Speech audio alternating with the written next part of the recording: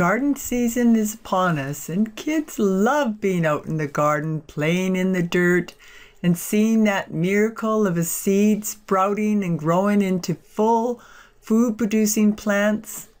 Keep that wonderment happening and bring your children out to the garden. Start a gardening project, get them their own garden. But a little tip, when you're first starting out, you don't want to get too humongous of projects or garden space, and just start off small. And it's those small early successes that will turn them into lifelong gardeners. Bring out that potential gardener in your child. A new series, Bringing Out the Potential of Children Gardeners. That's a step-by-step guide to have the youngsters create an abundance of fresh produce in the garden.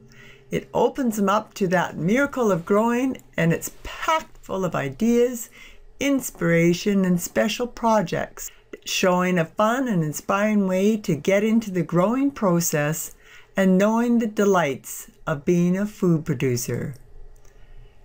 Bringing Out the Potential of Children series can be found at fullpotential.co.place. Again, for the full Bringing Out the Potential of Children series, go to fullpotential.co.place. That was fullpotential.co.place.